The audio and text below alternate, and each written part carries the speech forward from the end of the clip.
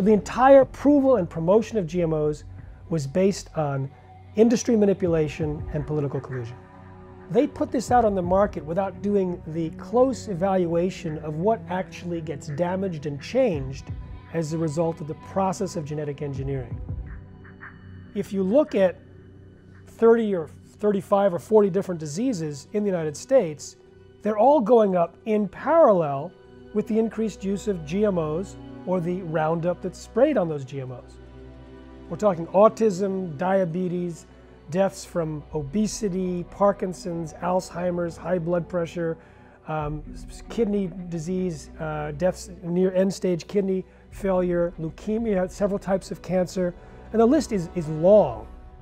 How is it that GMOs could possibly contribute to all of these different diseases?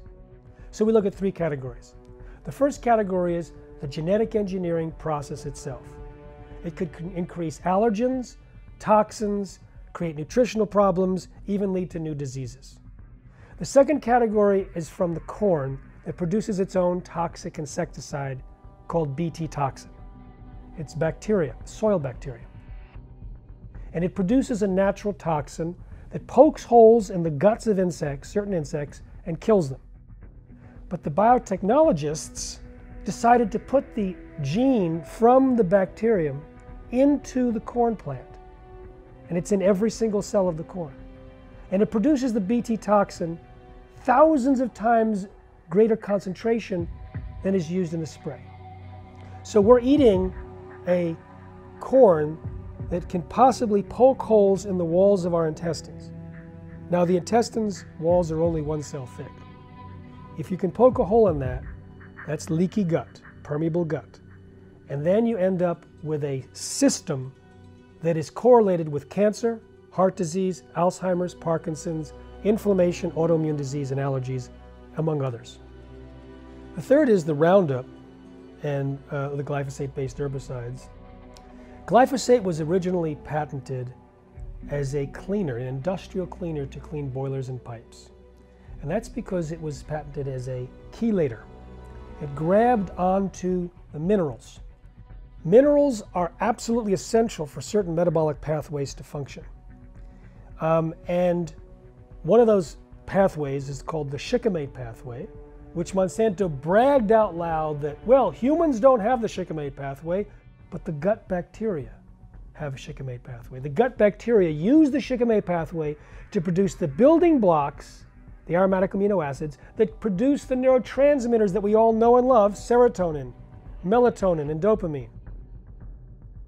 If we're not producing enough of these neurotransmitters, that could explain a lot of these problems. The depression, the anxiety, the stress from the serotonin. Also the regulation of blood sugar. Also the ability to say, I'm full, I can stop eating. That's in the domain of serotonin. Melatonin, the sleeplessness. You can track sleep disorders and insomnia with the increased use of glyphosate sprayed on Roundup-ready soy and corn. And the dopamine linked to Parkinson's disease and also other things also linked to these particular diseases and disorders. In the late 90s, the different GMO companies pooled money together, spending $50 million a year for 5 years to convince Americans and other developed country citizens that GMOs were needed to feed the world. And this has become like basically the background story, even though it's entirely untrue. GMOs have nothing to offer to feed the hungry world, eradicate poverty, or create sustainable agriculture. I was giving a lecture at MIT. I also asked the audience, please share with us anything that you noticed when you switched to non-GMO, any improvements. And a woman stood up and she said, my 6.5-year-old was out of control and he was violent and they wanted to kick him out of school. And I saw your movie Genetic Roulette, so I changed his diet, all the problems went away. I said, how long did it take? She said, 1 week. Wow. And then she paused and said, within a month, I had a new son. Non-GMO is not enough. Buy organic. Do you want to feed your kids poison, knowing that it's going to cause some kind of slow deterioration? Or do you want to see who's in there that's been suppressed by that food and let that boy or girl come out with full energy and intelligence. I mean, it's amazing the kind of stories that I'm hearing about the transformation that occurs, especially in children.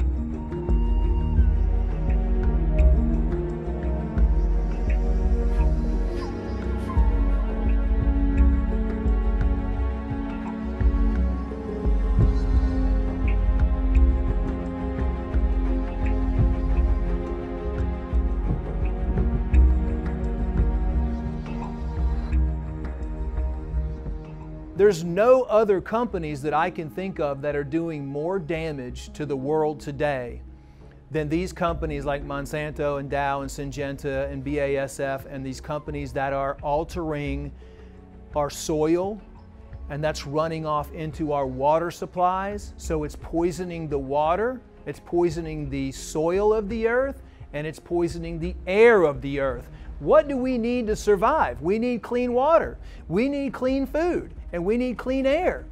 And these companies are contaminating all three of those processes. We have proof now that glyphosate, atrazine, some of the herbicides, as well as the genetically modified foods that have been created in the past, cause damage to the bowel, cause damage to the body, cause damage to the immune system, because we know now that all organ systems in your body are controlled from the gut. And so, you know, it makes you wonder, if you want to wipe out a population, or if you want to create illness across the globe, globally, what is the first place that you attack? You attack the gut of every single individual. Was there some planning behind this? Because they know, or do they know, that if they disrupt and damage the gut, that they're ultimately going to create massive amounts of disease and sickness in the population all over the world. The main cause, if you want to look at the root cause of disease, and you want to take it even a step farther from people eating and being exposed to all these chemicals, then you start looking at who is producing these chemicals, right, who is approving these chemicals. You have massive allergies that are happening right now with children because of the genetically modified foods. The Columbia University Medical Center just came out with a study on this CRISPR technology, this gene editing technology, and they found hundreds of mutations that can happen using this technology. So we have a serious problem on our hands right now, especially in the United States and around the world, because this is the direction these companies are going. If you eat a genetically engineered produce, you could be potentially changing your genes, changing your DNA, and you could become a hybrid. I always say it's we the people that are the ones that create the fastest change. Change your lifestyle, switching over to organic, clean, healthy food, and healing the gut first. Disease starts in the gut, but health also starts in the gut at the same time. The biggest, deepest, darkest secret the medical profession hopes you never find out is how you can heal yourself without them involved.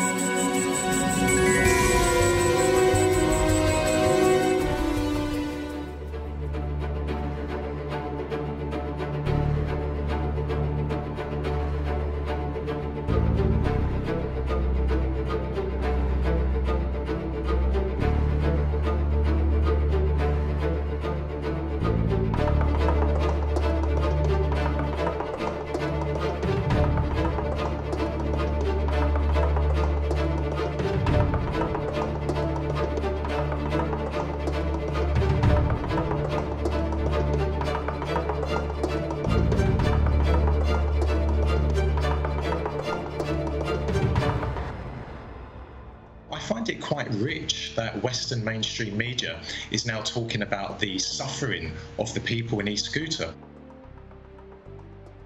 Well, where was Western mainstream media in the last 6 years when the inhabitants of that region have been suffering so terribly at the hands of terrorists who are being backed by the Americans and the British? And let us not forget as well, on a daily basis for the last 6 years, the terrorists in Siria-Goutha have been mortaring and have been firing rockets into Damascus. They have been aiming at schools, hospitals, nurseries. Indeed, last week, they killed a large number of children. But would it not be naive to say that Syria's treatment of its civilians is equally as bad? I mean, we've only seen in this attack yesterday the use of chemical weapons, chlorine gas. You are relying on the white helmets. They are a propaganda weapon of the terrorists, and they are the brainchild of the British government. And at the same time, even worse than being a propaganda tool, the white helmets are actually Islamist terrorist fighters themselves. We have independent witnesses, we have independent footage of white helmet individuals standing over the bodies of dead Syrian soldiers. You must not rely on the white helmets. Well, they're controversial comments, to say the least. We'll discuss. They're controversial in your opinion. In your opinion. They're not controversial to people in East Aleppo. If you go to East Aleppo today, which was under the control of Al-Qaeda, they will say my comments are controversial. They will say you are controversial. The Syrian army does not target its own people. The Syrian army is targeting terrorists.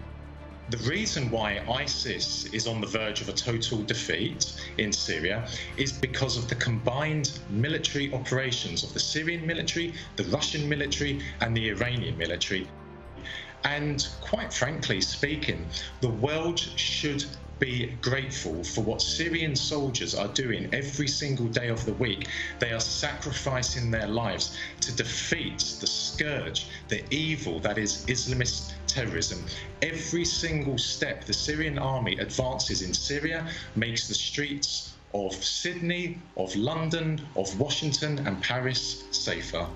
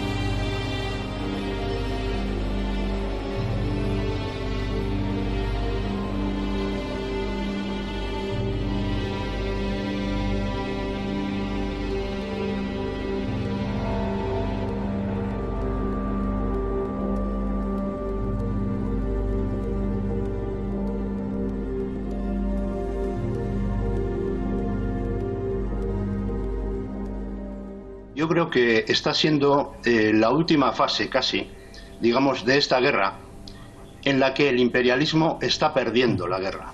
Los que han creado esta guerra, es decir, Estados Unidos y sus aliados, Israel, Gran Bretaña, Francia, Arabia Saudita, Turquía, etcétera, etcétera, han perdido prácticamente todo Siria.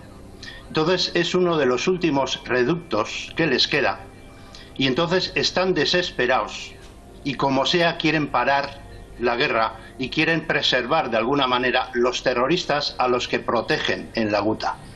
Entonces es por eso por lo que están sacando tanto ruido, porque son los últimos bastiones, los últimos cartuchos que les quedan. Están queriendo repetir el guión que pasó en Alepo. En Alepo, como era una zona importantísima, geoestratégica, fundamental en el proceso de la guerra, inventaron a través de la prensa millones de rollos como que asesinatos, bombardeos de hospitales, bombardeos de escuelas, matanzas de civiles, para tratar de que la ONU condenara y poder provocar una intervención militar. Bien. Aquí está pasando lo mismo.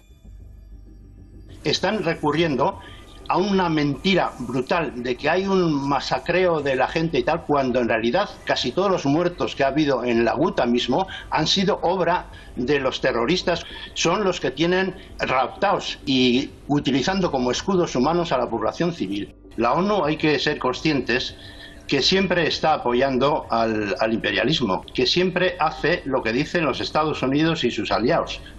Y ahora el recurso a la ONU ha sido para paralizar un poco la guerra, no tanto por el tema humanitario, que eso les importa un bledo a los americanos y compañía, sino para reorganizar seguramente sus fuerzas que están muy debilitadas y para poder aprovisionarles de más armamentos.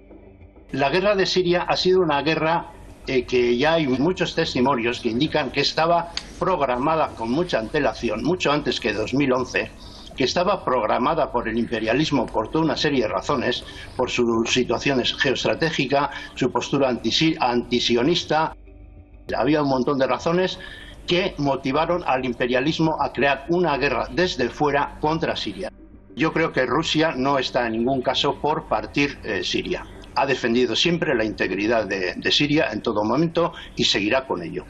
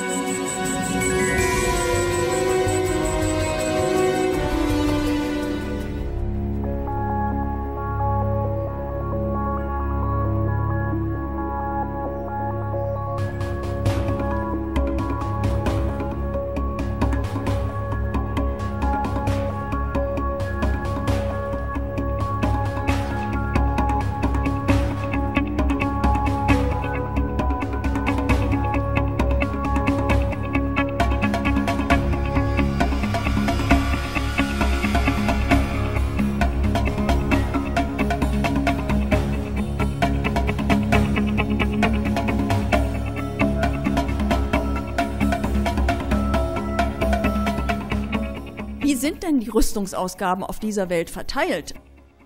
Also so wie das öffentlich debattiert wird, hat man ja das Gefühl, Russland hat einen riesigen Rüstungshaushalt. Und die arme NATO ist so weit im Hintertreffen, dass sie jetzt endlich ein bisschen mehr aufrüsten muss, um da aufzuschließen. Wenn man sich die realen Zahlen anguckt, ist es völlig anders. Alleine die USA geben im Jahr 600 Milliarden Dollar für Rüstung aus. Und da sind die Zusatzausgaben, die der Trump jetzt plant, noch gar nicht drin. 600 Milliarden. Die europäischen NATO-Staaten geben 300 Milliarden Dollar pro Jahr für Rüstung aus. Macht zusammen einen riesigen Berg von 900 Milliarden Dollar, die für Panzer, für Raketen, für sogenannte Raketenabwehr und für Militär rausgeschleudert und verschleudert werden. 900 Milliarden. Und wenn ich dann angucke, was gibt Russland dafür aus, das sind 60 Milliarden. Ich finde auch 60 Milliarden noch zu viel. Aber den Leuten zu erzählen, dass wir nach 900 Milliarden Dollar Rüstungsausgaben aufrüsten müssen, um gewappnet zu sein gegenüber einem Land, das 60 Milliarden im Jahr für Rüstung ausgibt, das ist doch wohl einigermaßen absurd. Und wer sowas erzählt, versucht die Leute für dumm zu verkaufen.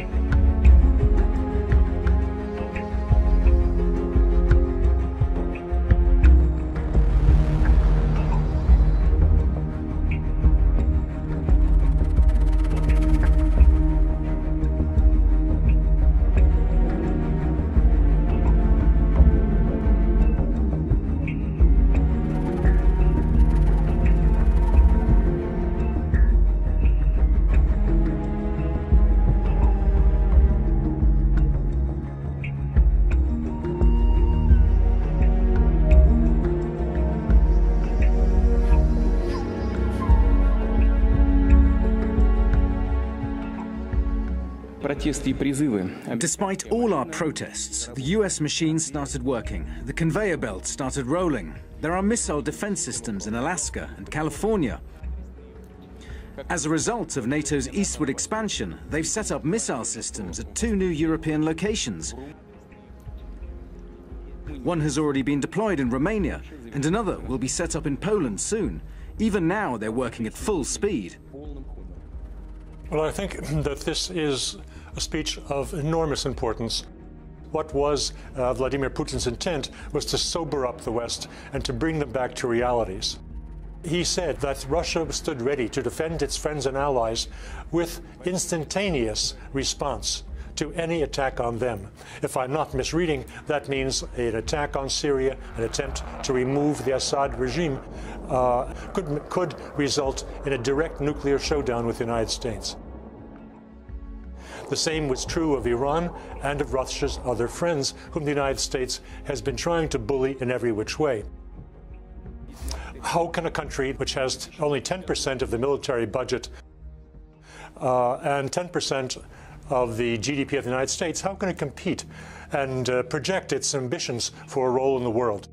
The answer was clear, by being head and shoulders above the rest of the world precisely in its defense capabilities and demanding the respect of its capabilities and of its intelligence and of its people and their dedication through the development of these systems. There will be a calling upon Moscow to re-enter into overall full landscape arms negotiation talks. That is certainly what Vladimir Putin is looking for. It will make the U.S. generals, the Pentagon, the whole military budget that's been endorsed by Congress look like chumps. So the United States, whatever it says publicly, is going to have a deep rethink of everything it's spending now on military because it's useless. We already are in a new arms race. Entrenched, more entrenched, there's no way that can be more entrenched except when President Trump gets ready to press the nuclear button.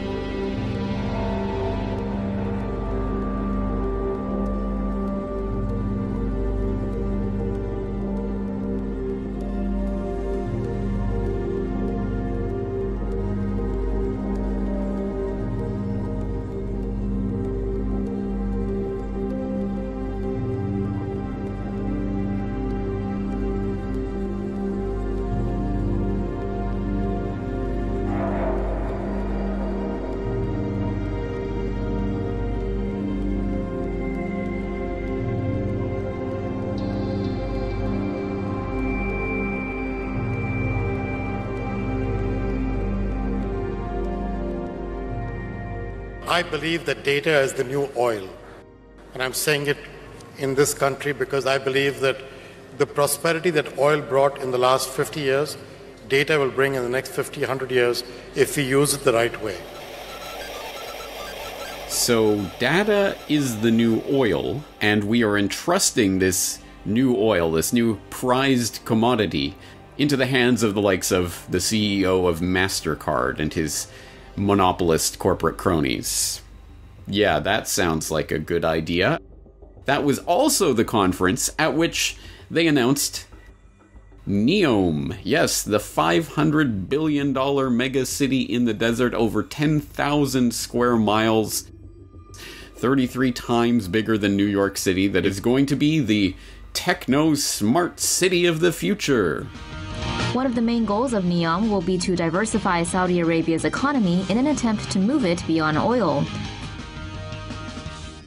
Are you starting to see some of the linkage right now between this move to the post-carbon world and the post-carbon economy and the monopolization of the next tool of control? Data. This isn't just about smart appliances.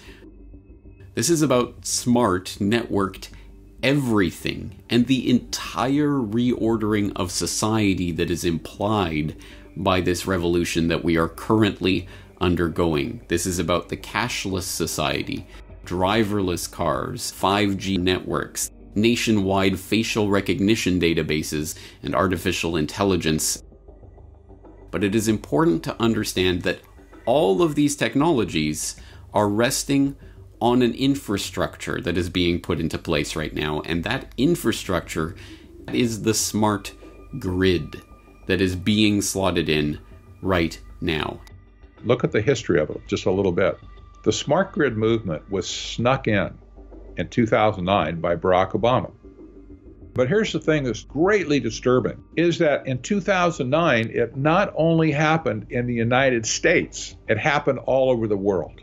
It happened in European countries, in Great Britain, in China, in India, Japan. At the same time in 2009, all these countries decided to throw stimulus money at creating a smart grid in all these various countries. And furthermore, there was a parallel movement to create a global smart grid where all of the individual smart grids within countries would be rolled up into one giant smart grid. Some people call it the energy web, to control all of the energy produced and consumed in the world from a single control point. I saw that there was a masterminding going on a global basis, because that can't happen spontaneously everywhere in the world at the same time. Somebody's pulling the string to make it happen. If the smart grid could be effectively scuttled, it would set their plans back 100 years. This is a coordinated global campaign that is ongoing right now to sell the public on this great new thing that's going to transform our world and is going to be the thing that our society depends on. In the 20th century, it was oil. In the 21st century, it's data.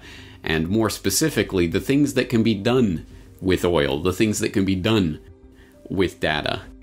And those are going to be the products that they sell to us as we happily buy our way into our own enslavement. The oligarchs of old are the datagarchs of our current age, and they are going to try to rule you, your family, and everyone around you. This is the technocratic nightmare that we are being steered into, and we have to steer ourselves away from that with all our might. There is just too much at stake here.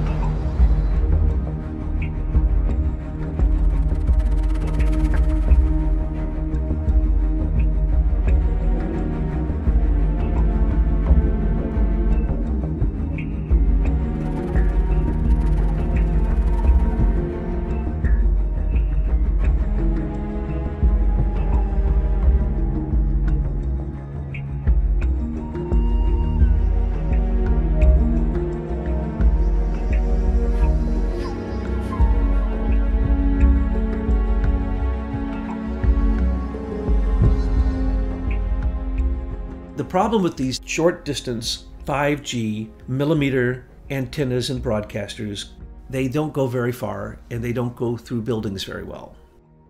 So they already invented a new type of antenna that would make all of these completely obsolete. Because we're soon going to have it in space, Google or Alphabet, Eric Schmidt, already had the contract to put into space Wi-Fi broadcasters on satellites for the military, space super servers. As he has a system where he only needs to now add 3,000 more satellites and he will have complete global 5G Wi-Fi dominance of the world. This broadcast of this type of millimeter 5G, as they call it, it's like projecting a cloud of electromagnetic frequencies, but on such a high level that it is basically the speed of light. So there's a battle between Eric Schmidt and Elon Musk. Elon Musk and all this stuff going into space, those are satellites. He's doing experiments in different parts of the world. The one that didn't make it into space and blew up recently, that one was headed for South Africa. Why was he going to broadcast Wi-Fi to South Africa? Because it is for human control, not for giving cell phone connectivity. Elon Musk says he can cover the whole world with 4,100 satellites, and he's already got 17 of them in space. Will Elon Musk take over so that he can get his satellites up there so that America can act like it's a corporation that can then have control over everything?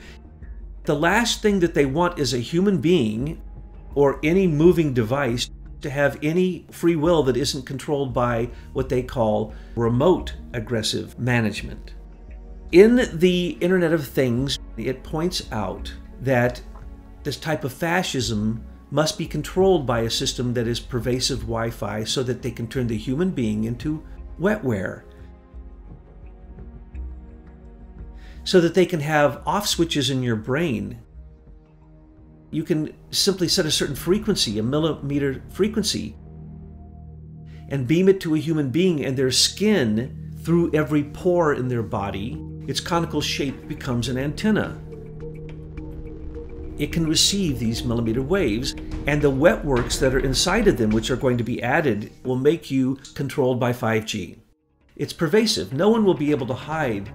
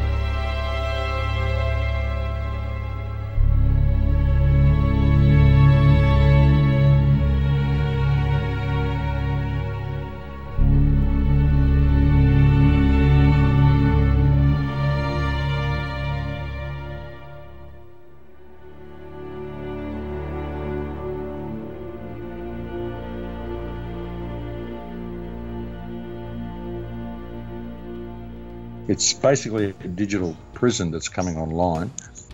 It's a prison whereby everything will become digital, like all transactions will become digital. And if you think outside the box, they'll introduce some sort of a social credit system the way they've done in China recently. They basically just deny you from certain services.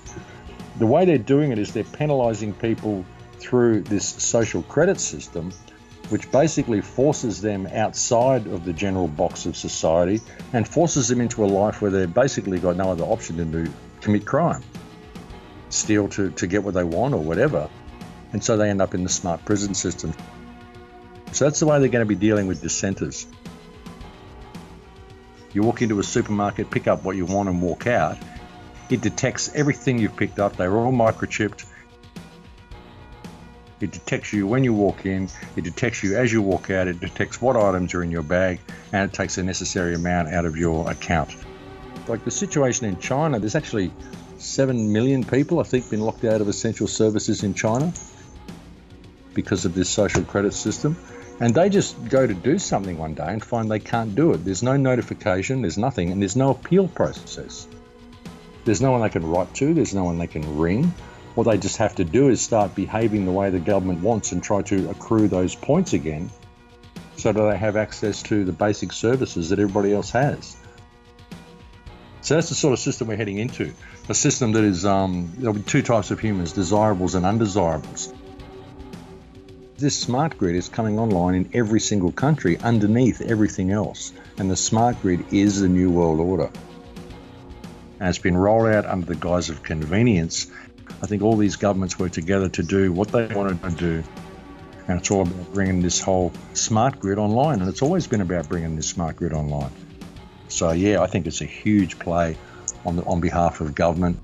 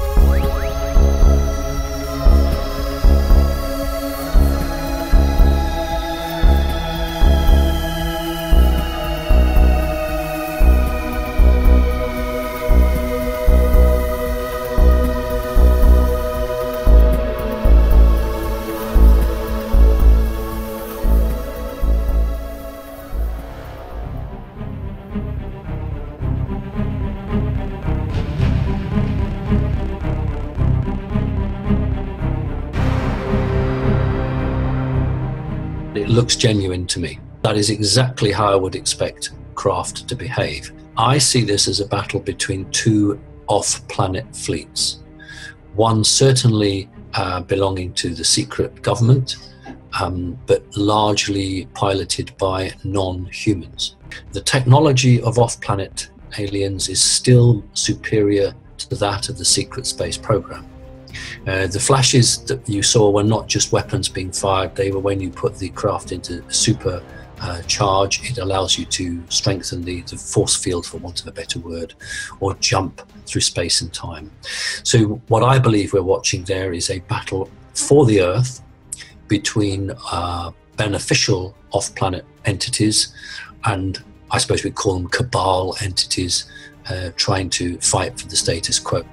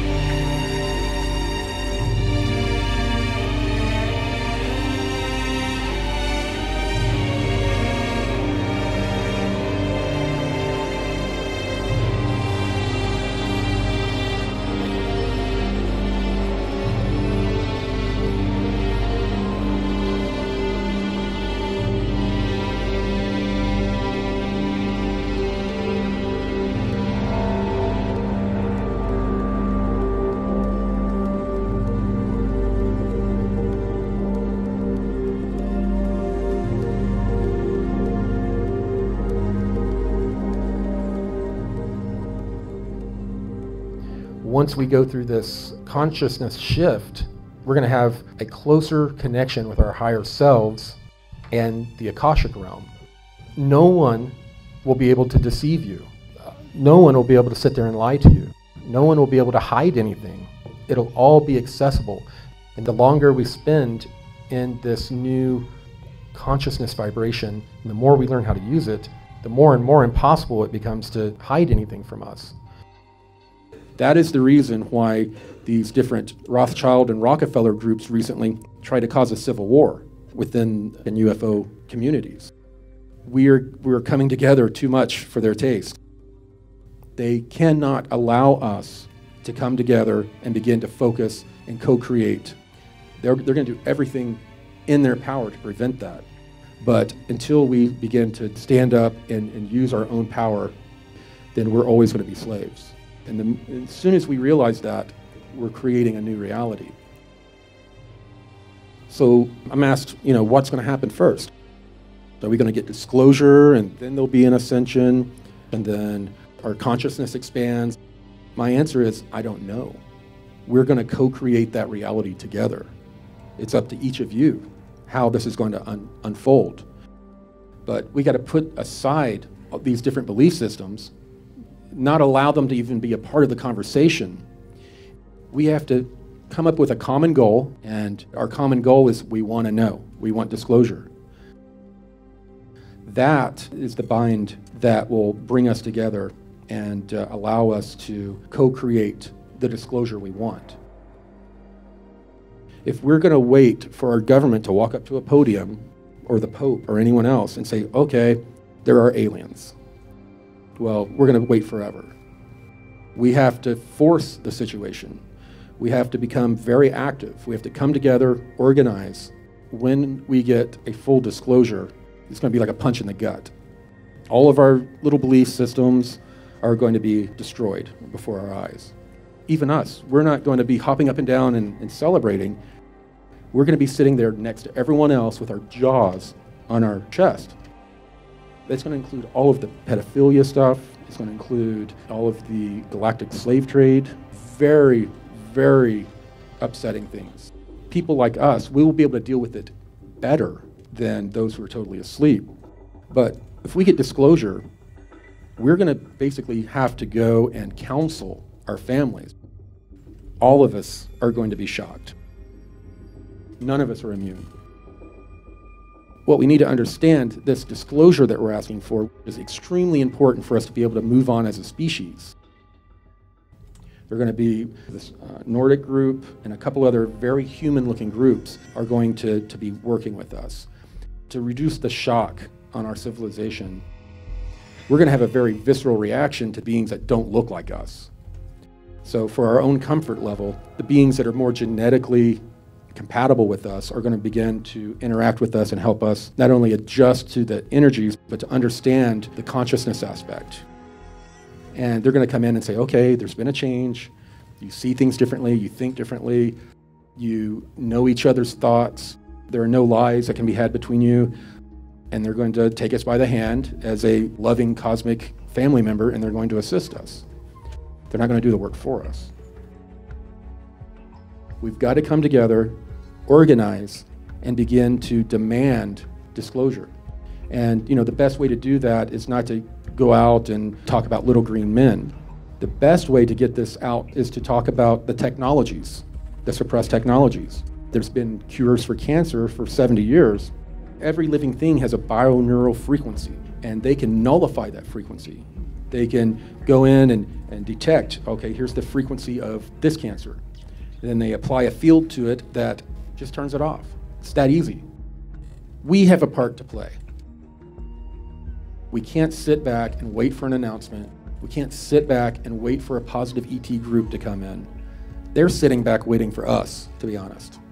They're waiting for us to activate. We have to be a part of a solution. What they want us to know is you don't need religions, you don't need saviors. You are the one that you've been waiting for.